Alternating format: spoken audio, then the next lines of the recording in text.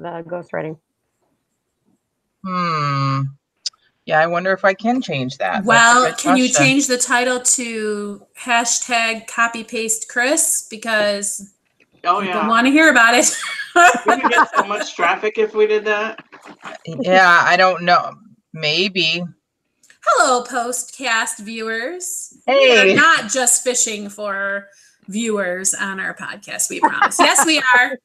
Look, spread the word about the podcast, especially if you love it and are a big fan, which if you're here, I'm guessing is the truth. How dare you eat bacon in front of us? You're eating bacon at us, Rhonda. In fact, the crunching is so pronounced that it is switching to you being the big head. Look, you're trying to hide. It's not working.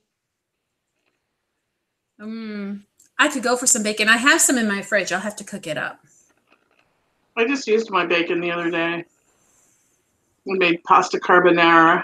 Wait, you just used your bacon as if it's not in constant supply like at my house? Like we go grocery shopping tomorrow. Because like if we were out of bacon, then we would have issues right now. Like I would not be able to do the podcast. I'd be like, sorry ladies, we have an emergency in the home. I have to go. We had 22 pounds of bacon in our freezer. What? We don't run out. You win. Yeah, did you like buy a pig, have it butchered or something? No, there was a huge sale at the store in Onaway or in Atlanta a couple weeks ago. So I had Dad stop by and fill up his trunk for us. Good old Dad. Yep. Brings you pizza, brings you bacon. He brought you bacon from Atlanta, Georgia? No, Atlanta, Michigan. Oh, there's you want to hear the weirdest story about Dad gifts? My sister and I are in her kitchen and she's having, I think it was like a 4th of July gathering. I'm not sure what. And you have to understand that like she didn't host many gatherings. Like we were at her house a handful of times just because she lives way far away from everyone else in our family. And I was preparing some dish or whatever. And I asked her for like a butcher knife. And she's like, oh, up there. I just have this random assortment, kind of like in a Huffy Disgust. So wouldn't you know, my parents show up and they have a whole knife set for her. Like they like bought one and got one free, or I don't even know. And they're like, here, we thought you could use these. And we were just both like, because like we had randomly had this discussion about how she could really use some new knives. And my parents were just kind of like, what? We had knives and we brought them to you. We're like, you don't understand. This is really weird. Anyway, enough of my stories for today. All right, so what should the title of episode 29 be? Because we did talk about plagiarism, but ghostwriting was a bigger deal, I guess. So can we call it ghostwriting and plagiarism? What should we call it? Yeah. Sure. Or just okay.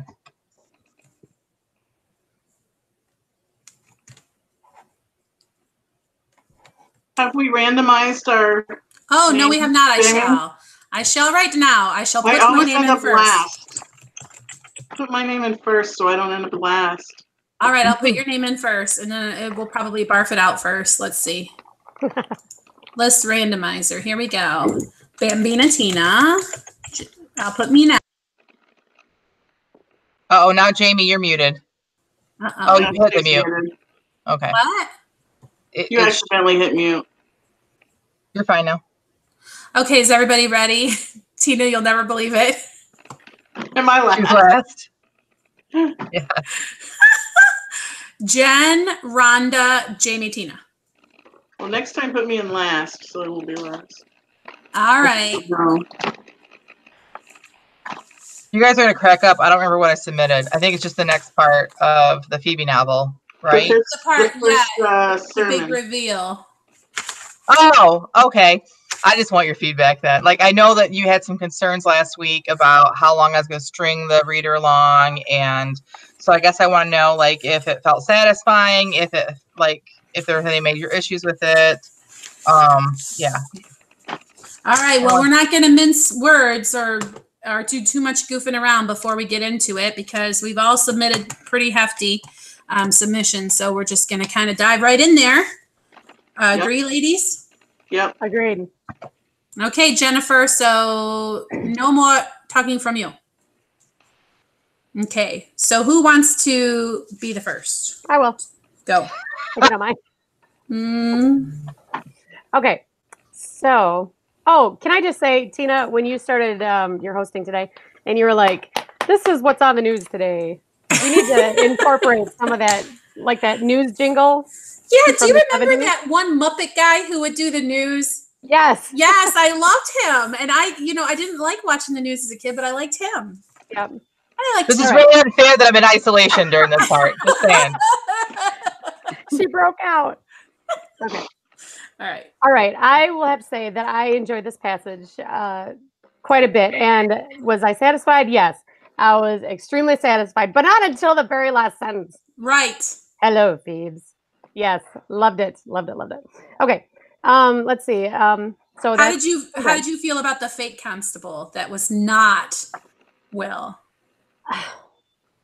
Well, I thought, okay, he's a nice guy. Maybe he can be like a brother figure or something, but that's it. That's it. But I'll tell you, one of my favorite parts of the whole thing was when he said, "Oh, I'm out of here, so don't even bother getting attached to me." So, yes, favorite part of it.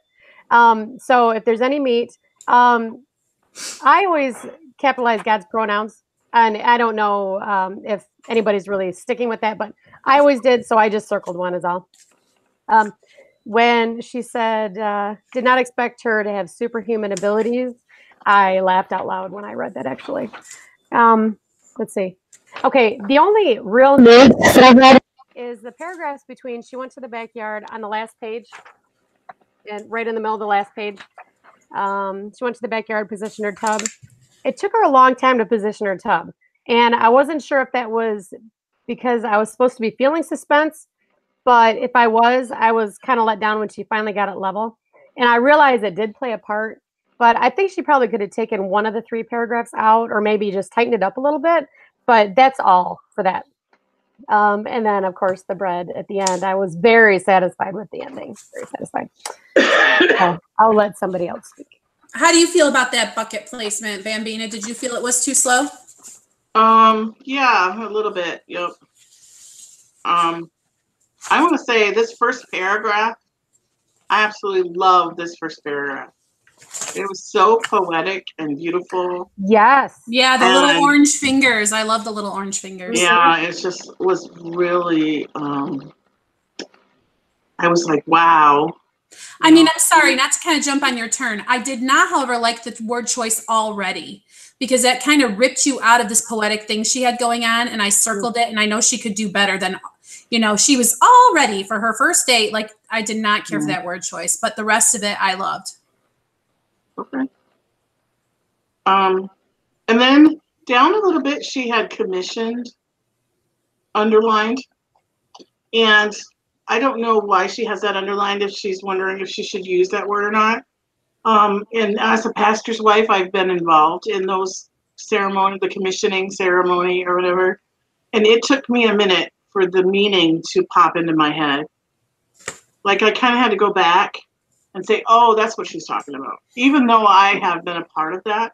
So I don't know if that would affect her decision or not, or even if that's why she underlined it.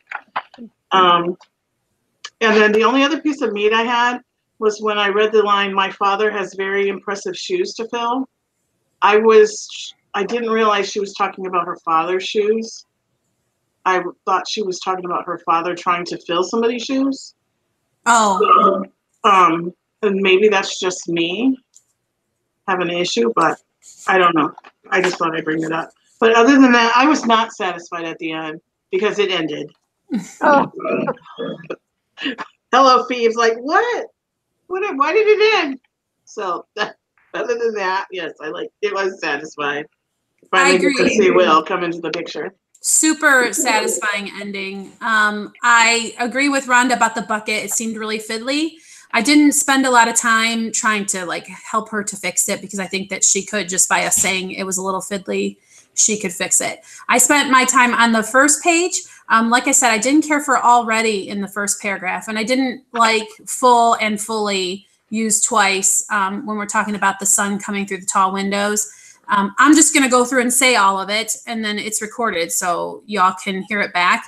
But I had a lot to say this week about, especially because Rhonda was like, carte blanche, edit away. So anyway, I think it put me in a mood. So I also circled the commissioned, and it tied into my confusion as to who are these people. And they are like, well, of course she doesn't recognize us because of reasons. But so like, it didn't, like for her to say her new boss and just kind of throw it in there was very unsatisfying for me. Like I would have had preferred to have that information up here where she says commission. Well, you had to be recommended was the word that I came up with into your assignment, did you not? And then Phoebe kind of being like, oh my goodness, this is my boss right then. Like, but not, I don't know, the way she had very little time to worry about her new boss. What? He's her new boss, right? I mean, so I guess it happens right away, but it feels like, well, I didn't know this was her new boss. Does she talk about it being Mr. Berger somewhere earlier in the story? And it could just be that I'm too far detached from earlier pieces that I wouldn't remember. But anyway, it felt disjointed, right? So, and then I wanted the scripture at Philippians 1:6. I didn't want her to just say, clinging to the promise of 1:6, not because she had anything to boast about. Like, I want the scripture written out there because I want to read blah, blah, any man should boast or whatever, and then have her say it wasn't the boasting part that she was relating to. Do you know what I mean? Just as a reader, I wanted that scripture written out. I know she's trying to make it shorter, so I hate to do that to her, but I have no notes on the other pages. I mean, except for the fiddly washtub bit. And yeah, it's a super satisfying ending. You totally want this to be what is the reality, and it is. Oh, and then there was one more thing. Naysayers, I read it for sure twice. It may be in here more than twice, and at twice, I was tired of it. So there needs to be another way to describe the people who are against her, because it was a word that I'm like, can you just use a different word? Now, I don't know if she only used it twice, but it was such a particular word that it really stuck out to me. So some other way to describe people who are not her fans would be great. Critics or something. Yeah. And also, I really like that it was like, oh my goodness, people would really turn out just to see me fail. Like, that's pretty heavy and awful, you know? Like, what a terrible feeling that would be. It's a good thing that she is pretty resolved and has a strong will, because because how terrible. I mean, that's really awful. So good for her for trying to stick it out and make it work. All right, that's all I have to say. Yeah, me too. What about you, Rhonda? I'm good. Okay, I guess we'll let her out. Thank you, ladies. That was awesome. I really appreciate all of that. Rhonda, yes, I capitalize the pronouns, even though editors, even Christian editors, will tell you not to. I do. For me, it's a thing of respect that I do. So I would appreciate you showing me where I made that mistake. I felt like I needed to tighten up the bucket too, and I did tighten it up. You should have seen it before. It's pretty long. So, but the whole, like, I just need to work on it, because it needs to be believable that she's toppling, and that and it's, believe it or not, the fact that she falls plays very heavily into later in the story. So I have to get that right. It has to be right. Let's see. The commission. The reason why it's underlined is because I'm not sure it's period proper. Like, I know that's what we call it in the church now, but would they have called it that back then? And so maybe I should just remove it. And maybe I should just remove, what do you guys think? Like, should I just take the burgers out of it entirely, and she'd just be there on her first Sunday? And I don't know, like, I kind of felt like there needed to be some sort of official, like, this is your job, but maybe I don't. Maybe that's not even important. Well, if you have that question, maybe you should just take them out. Yeah, I don't think that the piece would lose anything by that not being. I don't think we'd miss it. Okay, so that answers my question right there. I'll just take it out that it's her first Sunday. She walks in and it's crowded. Like, you know, awesome. I can take that all out. And then the father's shoes to fill. I'll have to relook at that, because I never even looked at it from that perspective, that it could be. Well, like if you're that. taking him out, then I think that part would go too, right? Because isn't he bragging about her dad as he introduces her and all of this? Right. Yep. Yes, that's true. And I just want to say that the bucket toppling thing, the device works, and like, it's not at all an issue of, well, I don't really believe that could happen. Mm-hmm. So just so you know, you're good there. Right. But just tighten it up a bit so it's not so long. Yeah. Okay. Mm-hmm. And I do mention Dr. Berger. He's mentioned much earlier, I guess, which is like the letter and everything, which I know it's been a while since we've read that. So that's why I think part of me felt like I had to keep him in there, because I just kind of mentioned him earlier, and then now he's like, there's never in there again. And I hate when people do that with characters. But if he's not important, he's not important. I mean, if you really wanted him in there, you could have a letter that he wrote, and one of the congregation or the board members read it to the congregation. Yeah, because it didn't have to be any longer. Oh, I see. Instead of them being there. Yeah. I've not gotten this far in there, but in the rewrite, I have a chapter where he, there's possibly an issue where he has to intercede. So I kind of thought maybe we need to see him a little bit. So I'll have to pray about that and look at the book as a whole. I'm sorry to interrupt you again, but I feel like yay, because what I was thinking, I'm like, oh, she doesn't want to add anything to this book. I'm like, well, maybe she could make it bonus content for her readers, because what I was thinking was that he would show up and she would be in the middle of calamity or whatever and completely not even like possibly blow him off. I'll be with you in a minute, sir, or whatever. And then, whoa, this is the man who commissioned me to my post, blah, blah. But I'm like, oh, she does not want to make it longer. So to hear that there's possibly a scene like that is very satisfying to me. Oh, okay. So I have to pray about that and figure that out as a story as a whole. And writing out Philippians, I feel like in this book, more than any of my other books, I quote scripture to the point where it's like, okay, we get it. You know the Bible. Do you know what I'm saying? And so like, I felt like in conversation in my own head, would I actually quote that scripture out? Probably. I probably would. So I got to revisit that and see like how to make that more satisfying for everybody, because it's such a popular scripture that I just kind of assumed if I just kind of had her thinking about what the scripture says, that people would get it. But that's an assumption I'm making because I know the scripture. So and see, I didn't have the same issue Jamie did, because that's one of the first scriptures I memorized. Me too. And so, like, I heard it in my head, right, as if it had been written out. Well, then I guess just from a purely like what I think would make the writing better point of view thing, then I would take, not because she had anything to boast about, of course, but I would just say, promise in Philippians 1:6, because God began this and he would be sure to see it through. Because I think that the part of you referencing a part of the verse without saying the verse is the part that didn't read well. Like the music of it wasn't fitting. Do you understand what I'm saying? So, yeah, I mean, absolutely. if you take out that comment about the boasting, the lyricalness of it, I think is better. Right. I mean, the other part that you're keeping is part of the scripture too, but I get what you're saying about the lyrical part of it. It does sound better and read better that way. So yeah, this is all really great advice to tighten this up. And I'm glad that like, it's not a disaster like some of the other chapters I've shared recently. But I think this all that you guys have said today will help really make it just so much better. So thank you. I feel very well fed. All right. You guys have any other questions for me or comments or criticism?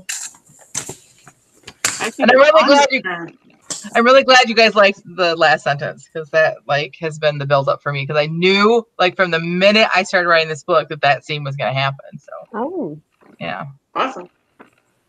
Okay, so Rhonda, the first thing I want to say about your piece is Charlie really likes the part where Nettie came through the bushes.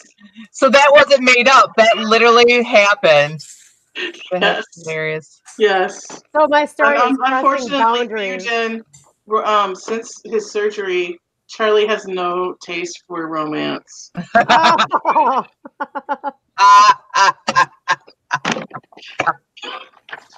Moving on. All right.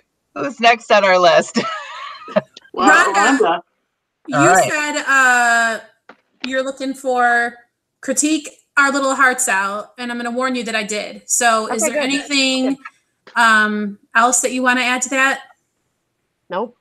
I also want to say my first laugh of the whole critiquing session was when you're like, if you don't feel like reading all of this, since this is the longest thing I've ever submitted, I'm like, is she skipping through half of our stuff? Like, is she giving us permission to do a big skip? Anyway, I laughed so hard when I read that. All right, so into isolation. Who's first? Bye-bye. Mine is going to be really super long. Should I just go, or do you want me to wait till the maybe end? you should just go and then go, because you might say things that we were going to say and then we won't have to say it. Okay. First thing, I would eliminate after pulling up to the curb in front of Z's house. I would just say, Tom jumped out. Great, right into the action. Also, it does not need to be a new paragraph at she. I want you to understand the difference between saying, when you say it was a far cry from Ralph, you need to either say he was a far cry from Ralph, or you need to change and finesse the sentence, because right now you have the chivalry not being the same as Ralph, which does not work as a written sentence. Do you follow what I'm saying? Okay. Then you keep on going down here and you get, he took her elbow and followed. I would say something like escorted. I'm not sure why he would take her elbow and then lag behind her. That sounds weird. Now, I don't know if that's some kind of a date thing. And I get that he's maybe trying to look up at the house, which leads me to my other bit, that I would move that sentence, because if they're walking up toward the house, I would rather him just stand there with her looking at the house before they start moving and walking, because you have a whole lot of conversation that happens during a walk up to the porch and inside of the house. So better that they stand there kind of appreciatively gazing at the house while he talks about how wonderful it is. You don't need a new paragraph at the bottom of the page. It needs to be the same part of that first bit there. So after I really appreciate that, the one I'm working on doesn't need to be a new paragraph. Next page, 1, 2, 3 paragraphs down. I laughed out loud. These people are nerds, LOL, which I love. I love that they're so nerdy, but they're both just like, ew, I have a thing for old houses. Oh, you should see the library or whatever. And I'm just like, these people are hilarious, lovable nerds. Then I have down, she bit her lip, does not need to be a new paragraph. LOL, your dad doesn't live here. He's shocked. I just, you could read that without him having to even be like, what do you mean you're fatherless or whatever? I don't know if you're talking about the same Selfridge Air Force Base that I know about, but I'm 100% sure it's not in Oscoda. It is in Macomb Township, if that is the one. Next page. At the top, LOL, making sure that there's no dust. Now the sentence doesn't work. Sure hope he doesn't find any dust, unless you either put it as an italic so that we know it's her thoughts, or you change it to say something like, Z sure hoped he didn't find any dust, which I think is less artful. So I think if you left it but put it in an italics like she's thinking it, that fixes it. When you get into the next paragraph, to live in one of those great Victorian mansions you're talking about is confusing because it feels too far away since he mentioned a Victorian mansion to me as I'm reading through this. So maybe you were talking about, or like the one you're fixing up, or something would help me there. I always thought they looked like big doll houses then. You don't need to me then. That makes it jumpy and weird. The next paragraph, you have a quotation mark after did that can be blotted out of there. Sitting around the wrought iron table is like a half a dozen people. Oh my goodness, I just got so like, he's gonna walk into a room full of people. So I really like that was a surprise to me and to him. And then here's my biggest piece of meat. Now I know I said a whole bunch of stuff, and the only reason I'm really giving it to you is because you asked for it, okay? I really had a hard time with this introductory section, because if this is Z's point of view, she already knows these people. She doesn't have to call him the amber-headed boy. She doesn't have to say the woman in the purple dress. She just needs to say, Catherine, meet Tom, so-and-so. Like, I mean, it has to be a whole lot more casual, because this is not his point of view. So this whole section would read so much better if you took another crack at it. Now, I think part of this is because she's doing third person when she normally would do first person. But she needs to understand that because she already knows these people, there's no way she would ever refer to them as a narrator in the way that she does. So I have a whole lot of stuff in there, but I think it needs kind of a rework. So then also, okay, so right before they go into this situation, she says, gotta warn you, my brother, I changed it to his wife, and their son are here too. Come in and I'll introduce you. Why waste a funny opportunity to say why she's warning him? Something like, he can be a little, I don't even know. And then Hunka can say, I can handle myself, blah, blah, blah. Don't you worry. Do you know what I mean? So like, why just say, I've got to warn you, they're all in there. What are you warning us about? Okay. Then you've got to fix all of those introductions because it's really just strange. But then it gets great. I love, it's awfully warm and she's rubbing her hands. Maybe he just would like a drink. Please don't take him out and whoop him in horseshoes. Loved it. Hilarious. Ha, ha, ha. Written all over the page.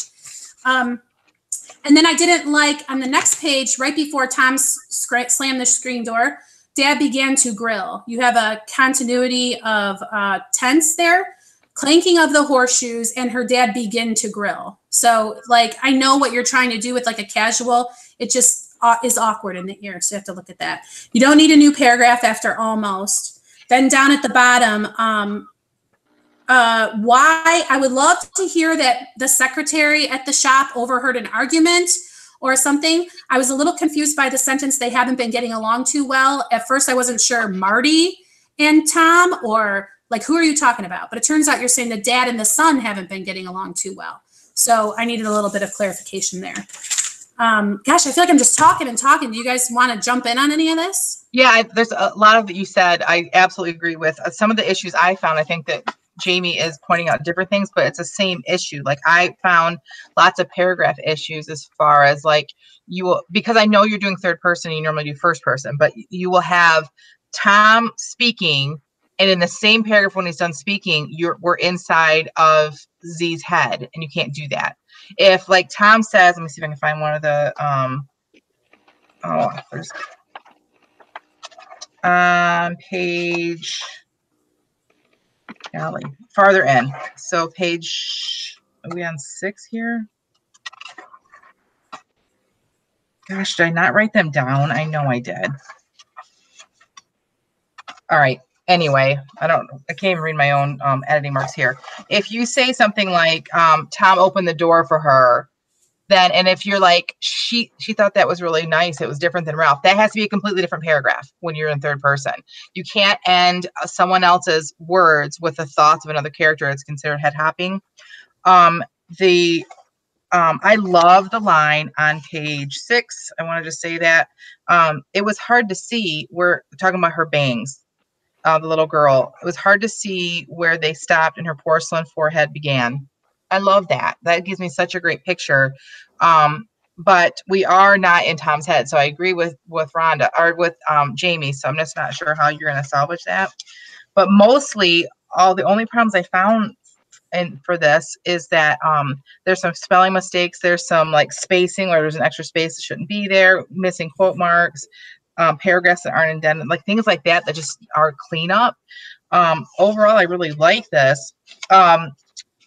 On the second to last page, my husband would freak out on you because it's not simper-fi.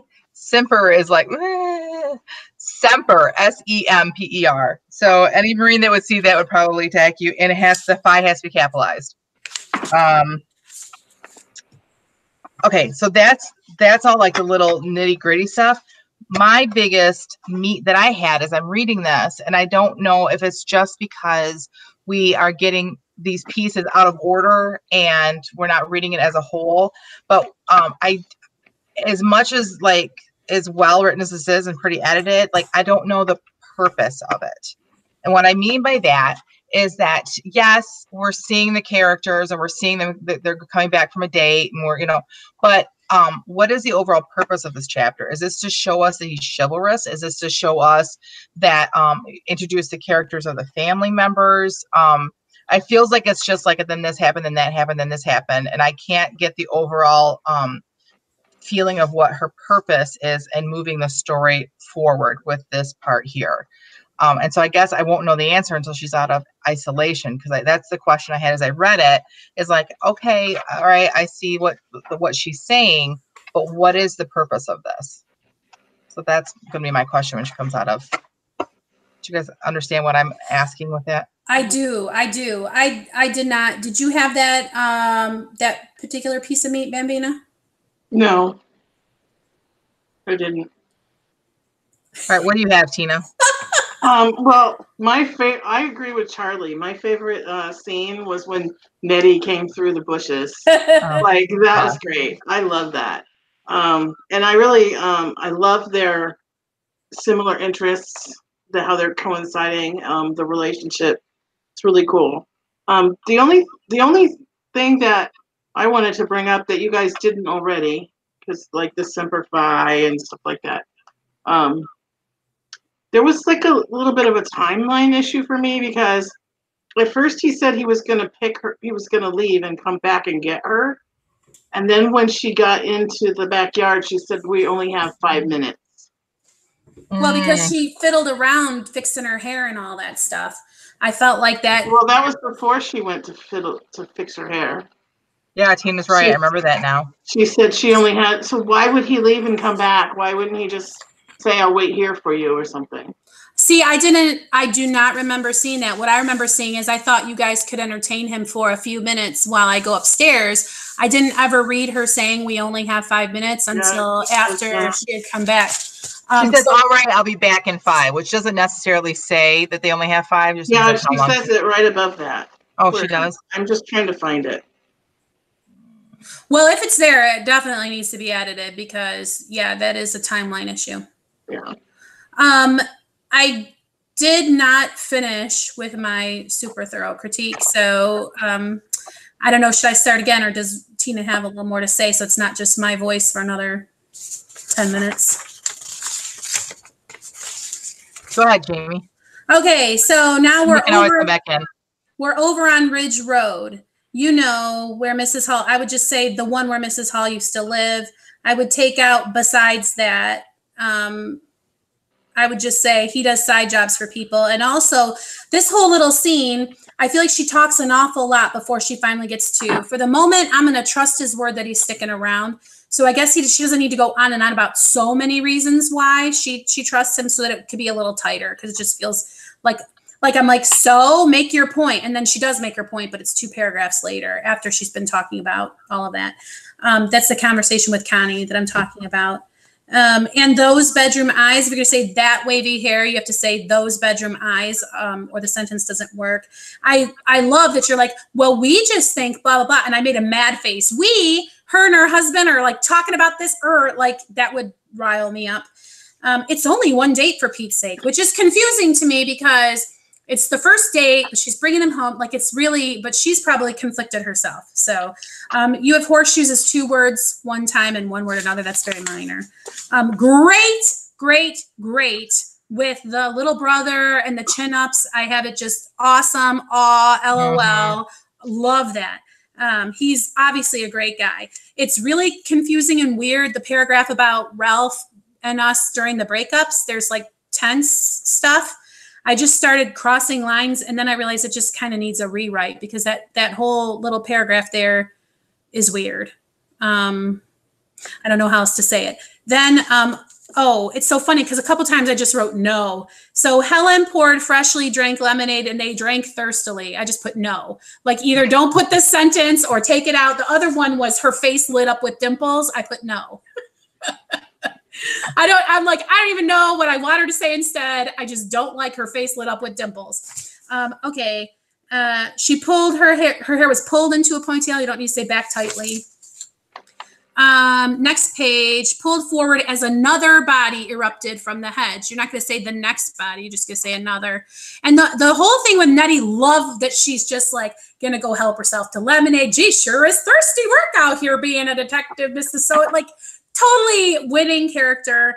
Love this and everything. Didn't like 2 uses of the word challenging at the bottom of this. And I'm with Jen. We don't know who Diane is, or is that her name? Vicky? We don't know who Vicky is until let's see.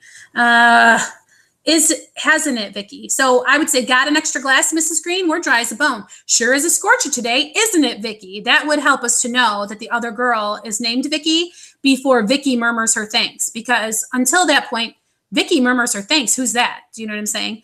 So that little simple thing would help. I can scan all this and send it to you, Rhonda. I know it's a billion things. And then finally on the last page, you don't need a new paragraph. She placed her hand around the teenagers' waists. And I would really like to know what she says to them when they go around the corner, because this is Z's point of view. We would get to hear that conversation and it would probably be hilarious. We probably would love Nettie even more. We would understand a lot more about how they relate to one another. And poor Vicky would just be caught in the crossfire and it would probably be full of hilarity. So bottom line is, I know I had a ton of meat for this, but you did ask for us to really get into it. And I hope it doesn't seem really harsh, but it's really promising. It has a lot of awesome potential. So I just want to help you make it good. Better. All right, I'm done. I'm done too. So am I. Let's let her out. Okay. Thank you, Jamie. My one question for you is, can I hire you for pre-editing my book? We'll talk. Arrangements can be made. I did not realize how much I relied on Pro Writing Aid before I submit anything to you guys, but I didn't this time, as you can tell. Okay, I just wanted to, in my own defense, I had Semper Fi written correctly, and it auto-corrected to something different to what it's in there, and so I thought, well, I guess I don't know what I'm talking about, so I just want you guys to know that. Okay. All right. All right, so do you think that I should change it to somebody else's point of view? Tom's, maybe? I think it might be delicious in Tom's point of view, because then it leaves us with questions like, well, what is she going to go say to Nettie? And, so.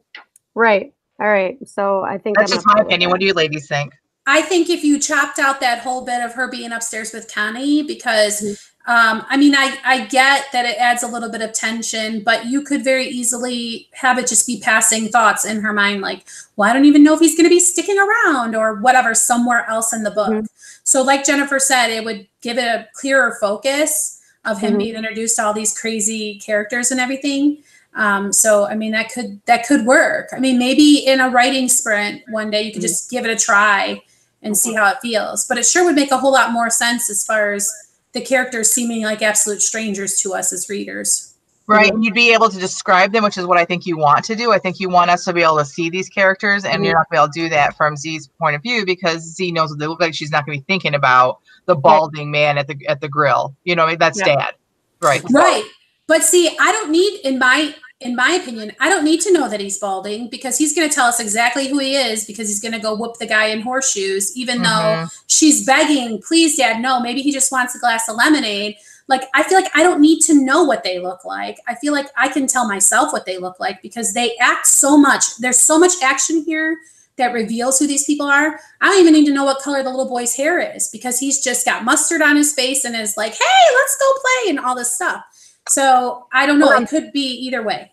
But on the flip side of that, if we're in Tom's head and Tom's watching the dad do what he's doing, and also seeing how Z is interacting with that, like, is she blushing when her dad does it? Is she rolling her eyes? That will give us a whole lot more, I think, personality of who Z is, as opposed to you telling us that Z's thinking these things. Show us how she's reacting.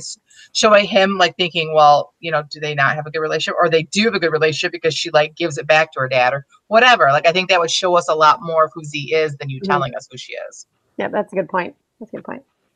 I wonder if you're writing from Tom's perspective, though, if you would get to have him rambling on and on about how much he loves the house, because if you're from his point of view, you might be like, oh, I wonder, am I talking too much or kind of whatever. But I like this point of view where she's learning that about him, because he's like so wonderfully dorky. And I would hate that he would maybe censor himself if it was from his point of view. So I don't know. So I guess the bottom line is you could make it work either way.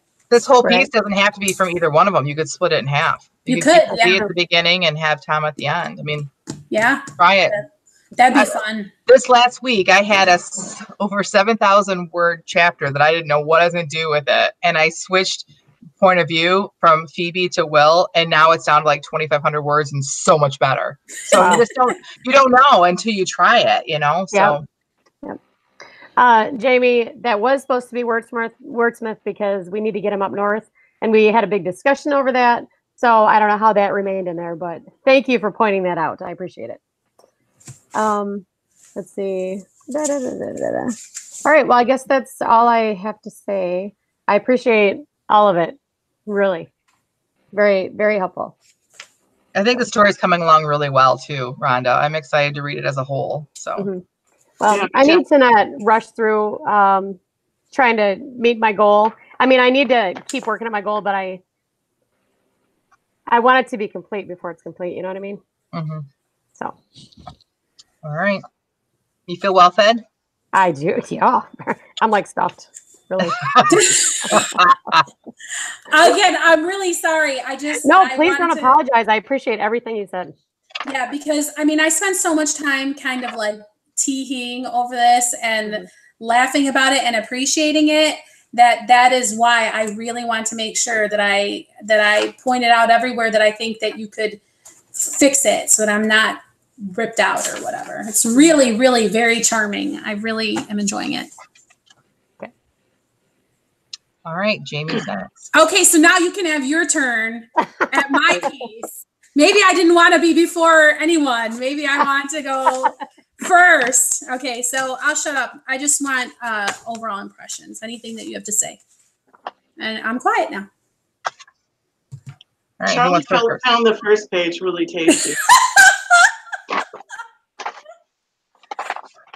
Great. All right. Well, I found it tasty as well, but in a different way. So as I was reading this, like this is obviously from book 3 of her series that is going to be releasing. Book 3 is releasing soon, and so we've seen these characters before.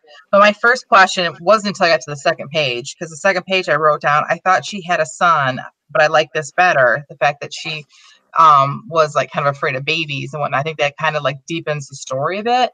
But then I went back and read the first page again, and I'm like, so I'm not certain where this falls in the story. Is this before the other wife comes into play, or is this like after and she's taken? It must be before. I'm fairly 100% sure it's before. Okay, so that really kind of changed. There's lots of things I loved. I loved the almost halfway down the first page, the two friends slipped into a comfortable snacking silence, the way a foot eases into a well-worn slipper. Like, I love that. That gives such a great imagery of that. And I laughed out loud, literally, when she said, "If by mature, you mean old enough to pass dust instead of wind." I laughed literally out loud. And on the last page, second to last paragraph, propriety ruins every other good thing. I put a smiley face next to that. I thought that was really good. So my meat is, Rhonda, I have to apologize. I think the issue I was thinking of was actually Jamie's work and not yours. So I apologize about that. That's like, right. I swore it was what I'd read in yours. But there are a lot of times where Ramona shrugged. What was I supposed to say? You seem pretty certain. Sylvia felt her face grow warmer than, so she goes right to Sylvia. That needs to be a whole new paragraph. It cannot be in the same. That happens a few times, and seriously, that's my only meat. Like, I really like this piece. I feel like, because we were here for the very beginning of this. If you remember, she started working on this at, was it our first camp, Nano, up at your house, up at your cabin or lake house, I mean. And like, I just feel like this is so much better. We loved the story to begin with. It was fun, and but this like just feels super polished and like is coming together really well. So I'm enjoying it. So that's my meat and potatoes. Want to go, Tina? Help me too. Well, I remember the first time we read this scene a long time ago, and I like the way she's changed it a lot. I liked the first one, but it felt more like a scene.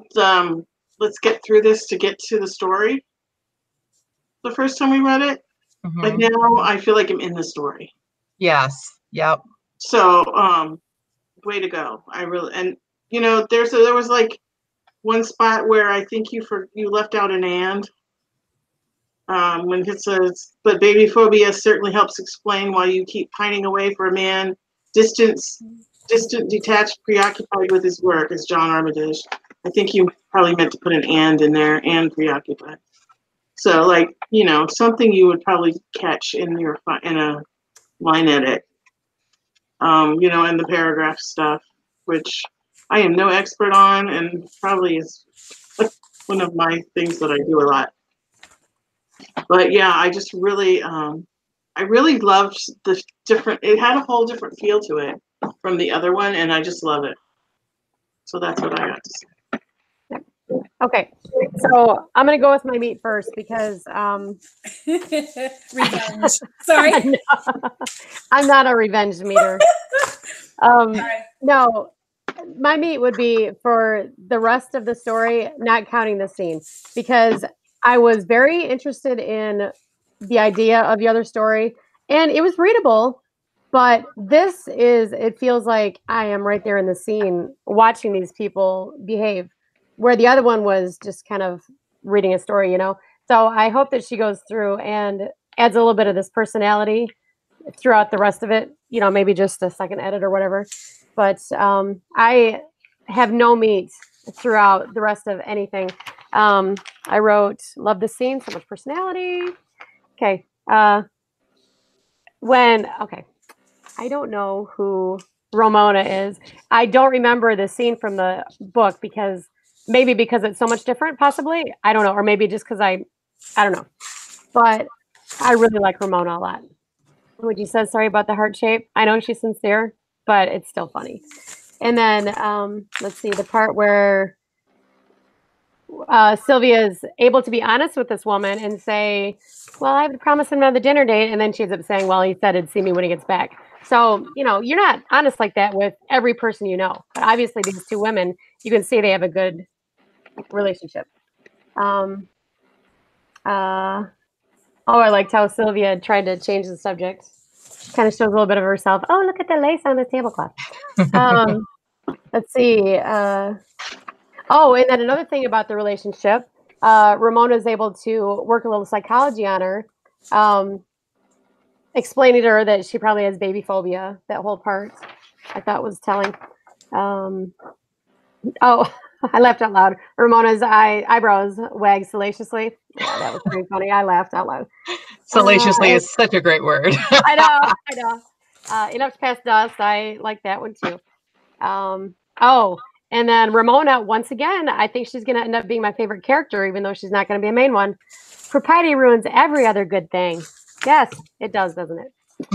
So this is a love fest for Jamie for me today, but that's what it's got to be. That's it. I'm done. All right. Anybody else? I think I covered everything I wanted to say. All right. Let's let you out, Jamie. Awesome. Thank you for your honest feedback. Jennifer, I had questions about that paragraph stuff, so you totally answered it for me because I would sit there and look and say, so do I put this action in the next paragraph with what they say? Like, do you know what I mean? Because I was trying to remember how I've read it done and I couldn't figure it out. So you totally answered a question for me. I really appreciate that you were honest enough to say that. Tina read the whole thing, from edge to end way a long time ago. So she is privy to a lot that y'all aren't. So she might have some remembrances that maybe you all wouldn't for that reason, but it has changed a lot since then. And I appreciate hearing that this version is working. I really came into this being like, well, it has to be good enough because I'm done. I'm done trying to fix this. And I was like, I hate everything I write. I was really having a hard time. And I was like, well, if this is like a total miss, what am I going to do? I'm just going to have to be the one person who believes enough in this story to put it out there anyway. So to hear that it's not a total miss is such a relief because I was like, I just don't even know how else to fix what I saw as problems with it. And anything that I had a question about, like, well, are they going to say y'all didn't, which I don't want to point it out to you. It was just things that when you get in your head and you think everything I read is garbage that you think is going to come up, and it totally didn't. So hooray. I'm overall just glad that this works. And yeah, I do appreciate the crits. I did miss that. And also I don't like that I had shuddered twice at the top of like page 3. And I forgot to say before you guys critiqued, and I was like, I'm gonna have to sit here and hear someone say shuddered is in that paragraph twice, and I'm just gonna have to take it. So yeah, there are some things that might change in the line edit, but I'm really glad that I finally have a vibe going with this story that is enjoyable. So thanks. Your feedback means everything. The vibe is so good, I didn't even notice the double shutter. I didn't either. Like, it just slid right past me. Yeah. So it's well done, Jamie. So, but we Your all writing go is through that. fantastic, Jamie. Yeah, it's the murky middle stuff. I mean, and you know, and so when you're in the midst of it, you're just like, anyway, yeah. So thank you very much, guys. Very, very much. My husband even said, why don't you just put that away for a couple of days and not even work on that? And I was like, oh, but my deadline. But again, he was right. Must get really old being right all the time. I know it is. Let me tell you. It really does. Yeah. Yeah. And so I just did not do any editing on this because I was just so fed up with it. And I just did other stuff, wrote a couple of shorts and actually did some submitting. So I feel I'm riding on this wave of like, keep going will be great for this coming week. So I really appreciate that, guys. Thanks a lot. Do we get to see more of Ramona, or is she just, this is kind of her scene? Oh, she's in the book. Yeah. You'll see more of her. And she is a little bit more of a involvement than even in Tina's red incarnation. So. Okay. Awesome. Okay. Thank you very much. I'm very well fed. Appreciate it so much. Okay. Bambina, what are you looking for from us? Okay, so I'm not writing my scenes in chronological order. This is like at the 25% mark-ish. I'm kind of writing the scenes that are really in my head as they're coming to me, and then I'm gonna have to like piece them together at the end. So I guess what I'm trying to get across is a feeling and the emotion of what's happening, and I want to see if it was successful. Okay. Into the chamber of silence you go. Okay, All right. well, hearing that it's the 25% mark changes a lot for me. And the fact that she wants to know if it has the emotional pull. No. That, in my opinion, it doesn't. There's lots I liked about it. I really, really liked the last sentence. It was a mournful song, deep and dark, like the hurting in Anne's soul, and it comforted her. Like the fact that when you mourn something, like that the sad stuff helps, like is just really profound. And I really love that part. But I think that was the really most emotional thing of the whole thing for me. A little over halfway down the paragraph that starts off, Anne went back to her place on the sofa. I think that whole paragraph needs to be omitted or put down later because I feel like she's kind of given it away. Like she gets this letter and then she tells us that she's going to be sad before she shows us that she's sad. And so for me, that kind of was almost like anticlimactic. I think that we are not inside of Anne's head enough for someone who's got somebody who met her at the door with a letter during the war that all of her sons and her husband are at. Like I feel like that there need to be more like emotional, for me.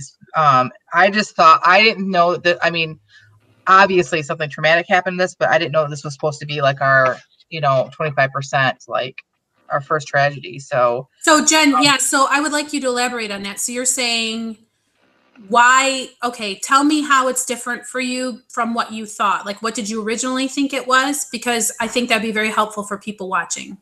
So last week, Tina submitted something from this, and we meet the husband and the boys, and we don't really care about the husband. She doesn't really care about the husband. We do care about the youngest son. So I thought that this happened much sooner than 25%, because at 25%, that's your first tragedy. That's your first turning point in your book. And so I thought something more tragic was going to happen later that would pull us in emotionally.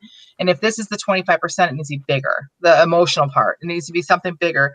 Like, and the fact that like her reaction, I just felt was kind of like, no, like it just didn't feel genuine to somebody who would have been actually going through this. So, I asked you because, so when she said this is 25%, my thought maybe is along your thought of like, well, what the heck is that other 24% then? I can't even imagine it's lazy days around the plantation. Like what could possibly happen between, the scene we read and this to fill all of that space. So I'm with you. I totally thought this would be the very next scene, a couple of weeks later. The baby is obviously born. And big enough to walk. So we're looking at least 9 months has passed, right? Approximately. Babies like some babies at 6 months, but very few. Most, like my kids were all around 9 months. The boys were like closer to a year.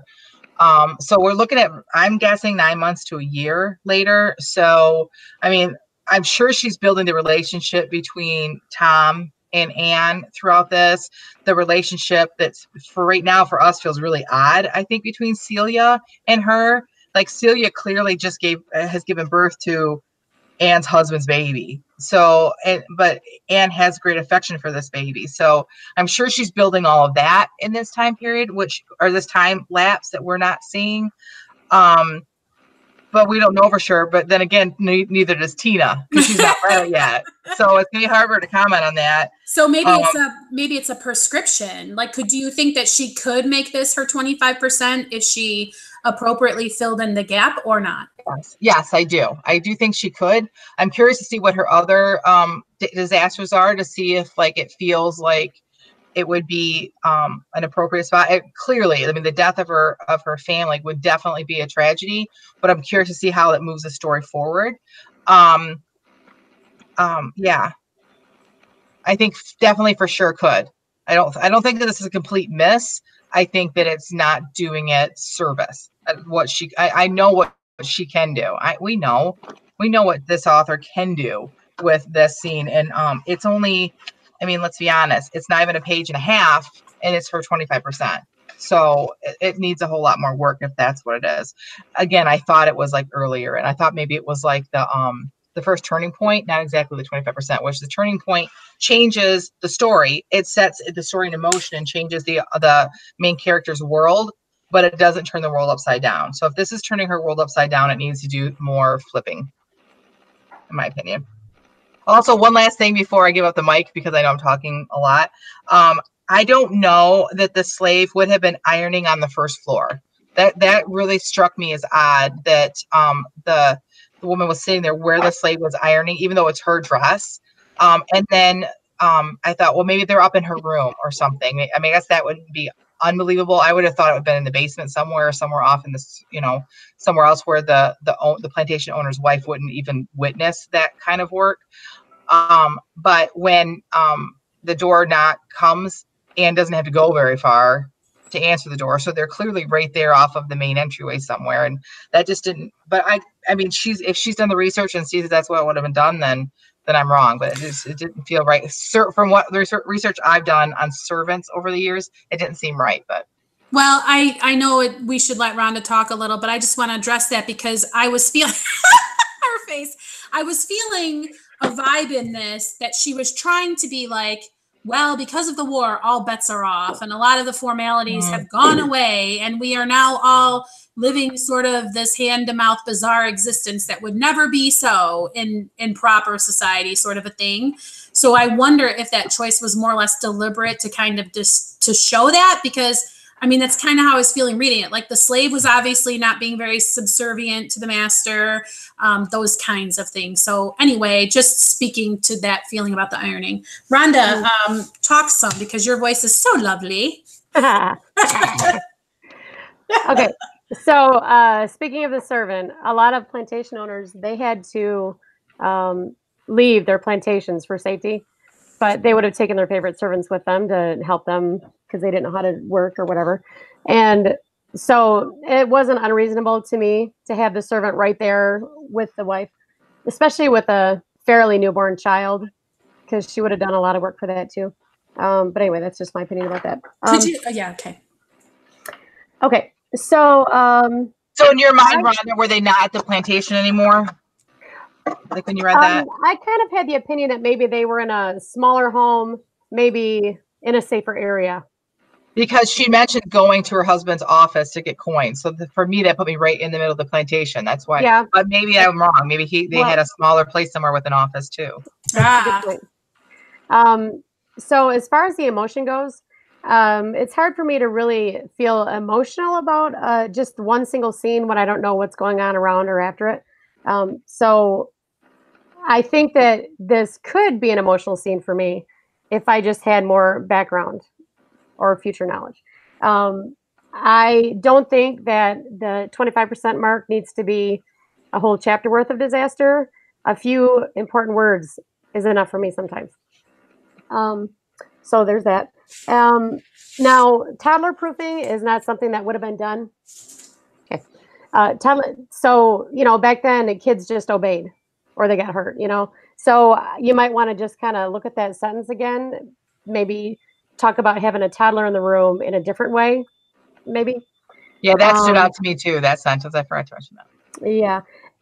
Her accent that she's given the servant, I think, is spot on. I felt like I was talking to my grandma. It sounded fantastic to me. Okay, the biggest piece of meat I have is the letter. It's not unreasonable for a whole family's worth of men to die in the war, so that's not it. It would have been more flowery, more wordy, and even if you just added a portion of the sentence in, or a portion of the letter in, then I think if you went and researched some letters from the Civil War talking about this situation, and then wrote your own letter, and then just put whatever portion in that you wanted to tell, I think that would be helpful for you. But that was a placeholder to me. That's a great idea. Like, I love the research part, and I love like only putting part of it, because think about it. If I'm reading a letter, the minute it gets to a part, like all of a sudden I start freezing up and I'm only seeing certain words come out at me. Like, and that's really good stuff. So. Yes, I would love that. Like snippets of it. Please know that your husband died valiantly and then you're like, you know what I mean? So it would really help to build her, shortness of breath kind of stuff. Very good, Rhonda. Yeah. But as far as knowing that time has passed, I could see that right away when she's talking about a toddler. And I think it could bring out the emotion you're looking for, depending on what comes right before it. So that's all I have to say. I would just like to say that I'm so happy she is writing this. I think this is going to fit right into her wheelhouse. Like you said, writing the accents is tricky, but you can tell this is a conversation she's hearing in her head and she's transcribing it. Yep. I did trip a little with "shut up, woman, and drink this," because we don't know how Tom is right now with her. We have the benefit of that scene where we know that they're in love eventually, but really, "shut up, woman, and drink this" to the master's wife did not sit well with me at all. It totally pulled me right out. Also, I had some nitty picky things because I was on a roll after doing Rhonda's, but sorry, Tina. She tipped it back and some of it pouring down her chin. No, some of the liquid poured, or tipping it back and pouring. Do you know what I mean? Like there's a tense thing going on there. "Get away from me," Anne screamed. And I'm like, why is she terrified of him? Like, okay, I feel like this majored on the minors and was totally not rightly focused. Like, I don't need to hear about a dust cloud puffing up behind the messenger. I need to feel grief and anguish. Do you understand what I'm saying? So it's kind of like, I don't care where the coins are. I don't care who received the telegram. I want to feel anguish. And just saying her chest felt like it was going to crack open. I think "heart explode" is enough for that particular sentence. But again, and I couldn't figure out how to tell Tina to fix it until Rhonda mentioned this letter. Because again, just as Jennifer said, you read the letter, you can only get so far before you're overcome with a memory. Little Tommy swinging from the tree branch, like whatever. I'm saying like that would really help to emotionally connect us to what's going on in the moment, because we're in her head like, oh my goodness, but I just sewed his buttons on, or, oh, but he was just a little toddler like this one over here, or, and then you can understand her kind of flipping out because her brain is really trying to process everything. So I think that Rhonda's crit was spot on. I'm so happy she said her piece before mine, because I felt really bad handing it back to you and saying, I don't know how to fix it. I like Jen's advice to not tell us right before you tell us that he's going to be dead. And also, you might want to name the baby something else, because I was very confused with the names being so similar. That was my meat. But again, thank you for writing this, because man, what I can tell, this is going to be something you can really sink your teeth into and have fun with while entertaining me immensely, which is very important.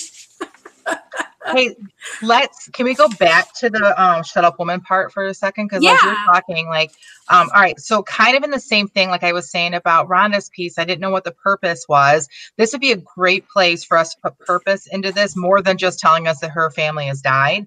Like, give us some foreshadowing about her and Tom. I'm sure she will probably build that up a little bit, but Tom could, like, we want to love Tom. We want to be able to like really like be rooting for him before we're supposed to be rooting for him, right? So what if, like, instead of him saying "shut up, woman," what if like he whispers to her where no one else can hear, and he's able to get through to her in a way that no one else can, but write it that way, like, you need this. Let me give this to you. And for some reason she responds. We don't know why yet. Why is she responding? Well, we find out later. And that could be a delicious piece of foreshadowing that we need to really start to really love this character that we don't know that she's going to be loving or that we want her to love. Yeah, so, for him to be Sam, tender. though, right? Huh? What? I mean Sam, though, right? What did I say, Tom? Sorry, that's your story. Sorry. That's a long time for her to wait. I'm really sorry. Sam. Yeah, we want to love Sam, you know, and so that's what I meant by purpose. I guess I don't know if I explained it well. Is it like, yes, this is like moving the story forward, but there needs to be like I feel like an underlying purpose in some of the things you do, and that would be an underlying purpose is to start moving us towards loving him, whether as a reader we realize we're doing that or not. So.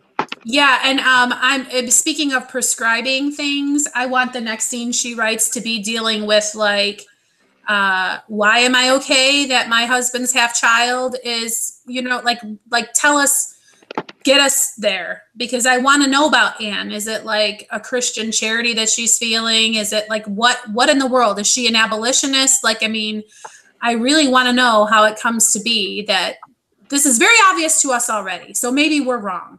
Maybe it's actually Sam's child, and then when she dies or something, they get together. I don't even know. But the thing is, like, what is going on there?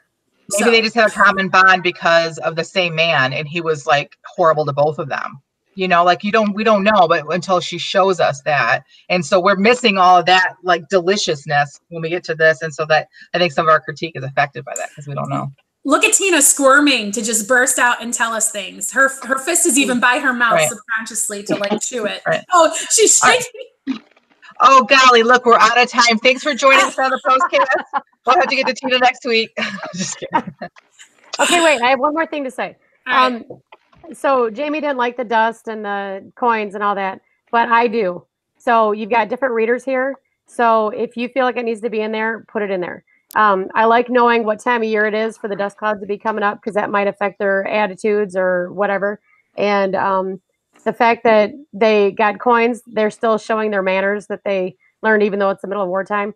So I appreciate those. Jamie doesn't, so you decide. Well, and I thought, okay, so to that point, I thought that she had to pay kind of like postage due. So I didn't even realize it was like a tip. I thought it was like, oh, of course, I owe you 47 cents, or I didn't even know.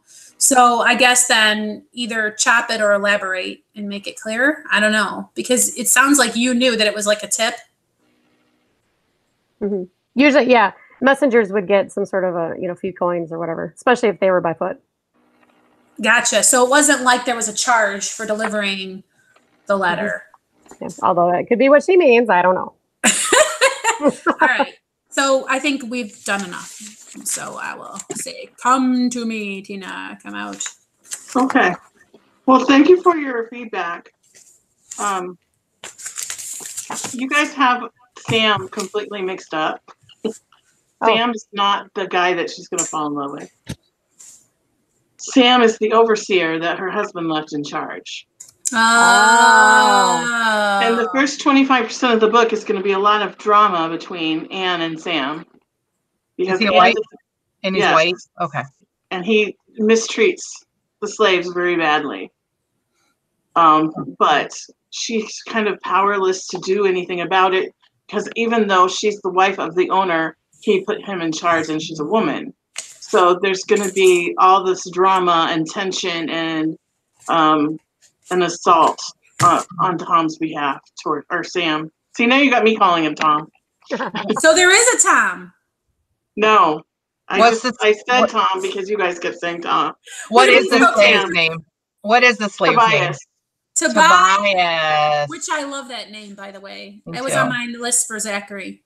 And in the last scene you guys read, I did have the husband saying to her, I'm leaving Sam in charge.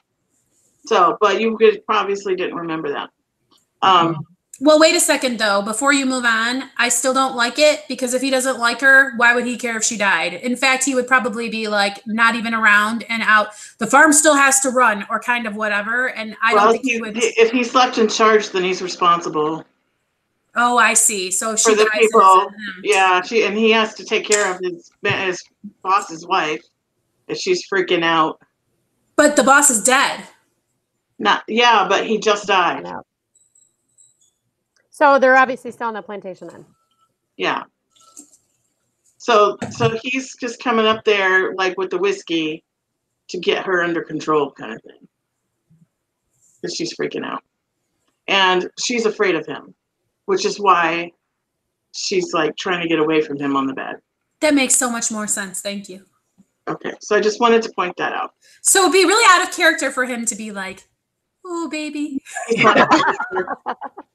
He's not going to whisper anything in her ear unless it.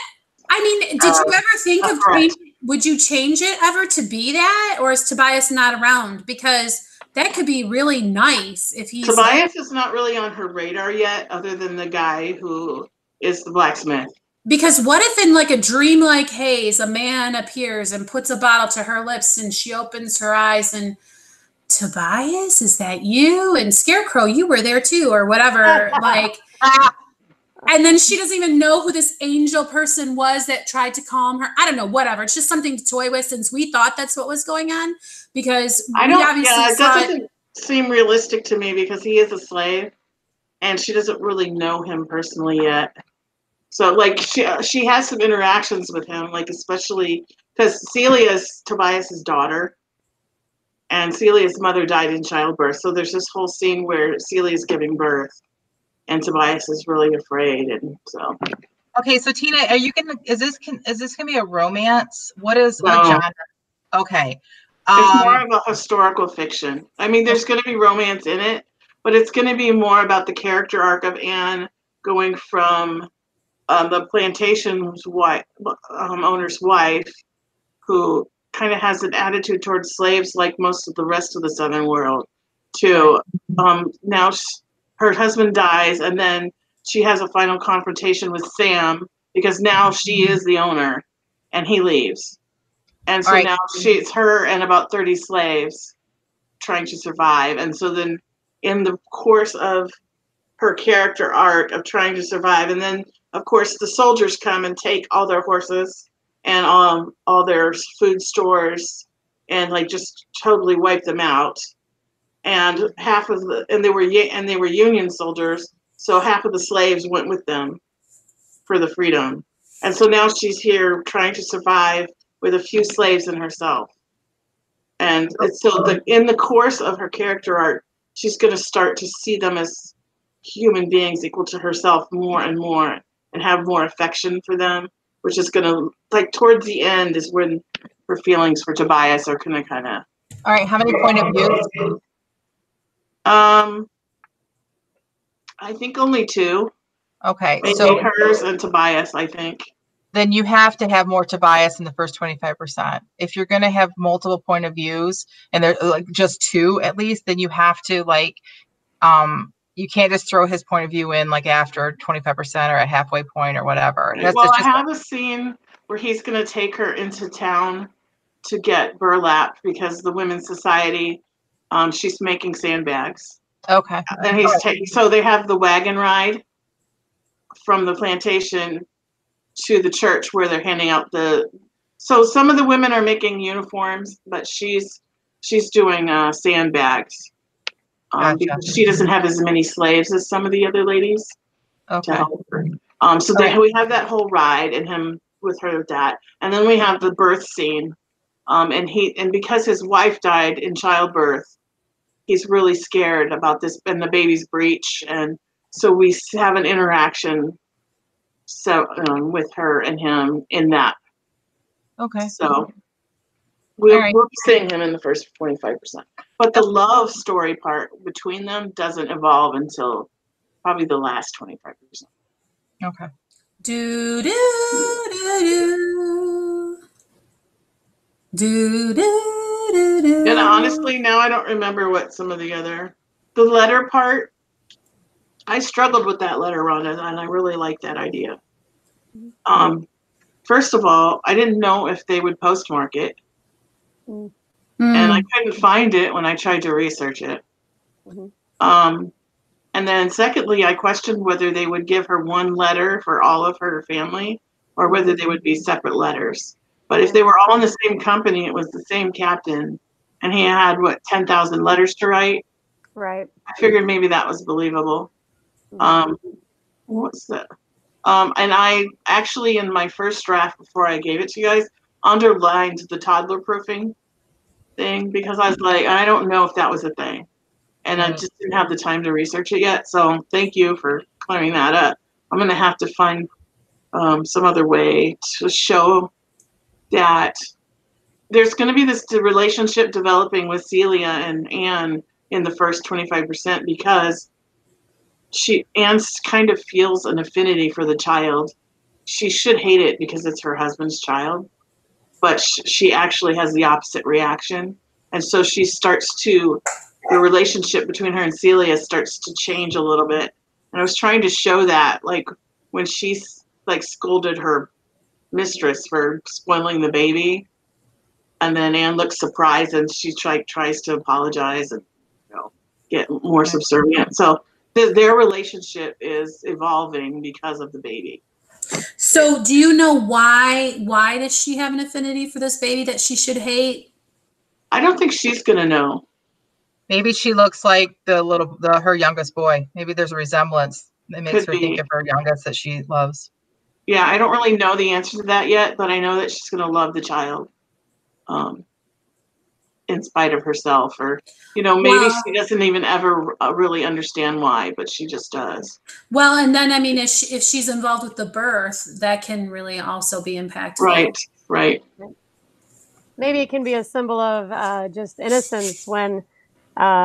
Like in her own life, she has no choice about what's happening in the world around her. This child had no choice about who its parents were. And maybe it's just a symbol of how you can be a joyful, cute little child full of wonder or whatever. I don't know. Maybe that's lame, but. That's good. Awesome.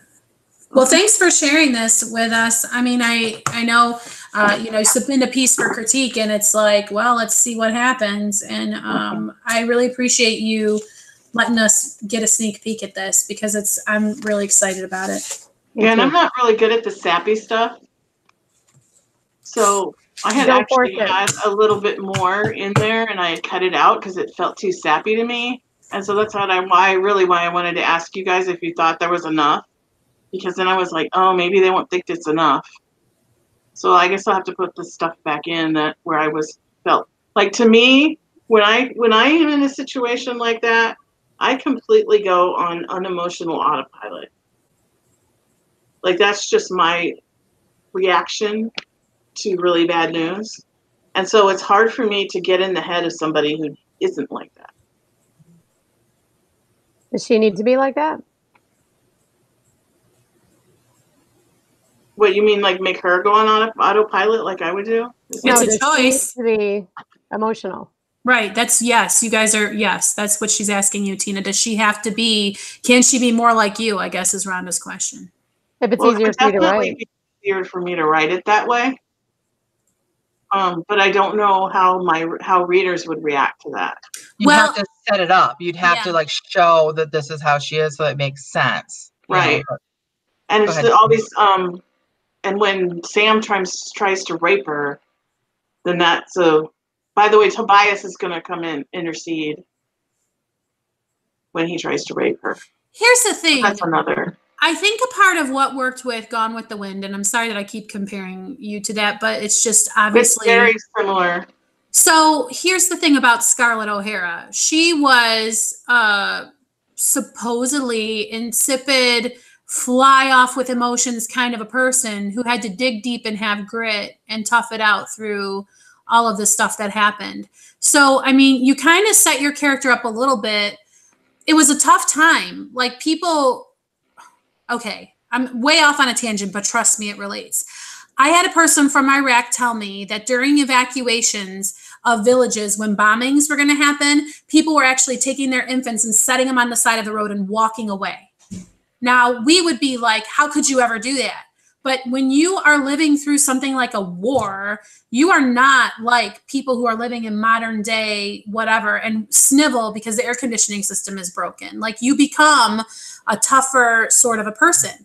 And you kind of set it up when she was saying goodbye to all of her sons, kind of a I shouldn't cry attitude. And you sort of said, because my husband might knock me around if I do or call me silly. But you have an opportunity there to build in. Daddy always taught me to face my challenges with grit and my chin up or whatever, right? And you could kind of set it up to where she just pushes it away and pushes it away. And then she can have a big kind of explosion. Anyway, these are choices that you could make. So if you decide to go that way with it, that's one option. But there's also the option of just reading more of how other people do it so that it feels the way that you want it to feel, because you've read so many, again, not plagiarizing, obviously, but because you've just seen it so much and read it so much. So I think you have two choices with that there. Yeah. Thank you. All right. I don't know. I don't think I have anything else to say. All right. Okay. That was a long postcast. It was good though. I really enjoyed it. Like, anyone else have anything to say or add or? Well, if you like it and you're here and you're watching, please spread the word and have others come and check it out. Let us know what you think. We put the pieces available for you to read also. If you disagree with my voluminous critiques, you can tell me so. Also, if you say, quit picking on Tina, you can tell us that also. Like, whatever, yeah. Except I think Rhonda got picked on today. Yeah. All right, so let us know what you think. Spread the word, and until next time, I guess we're done, eh? Yeah. Hey, sounds good. All right, bye, All right. y'all. Bye. Bye.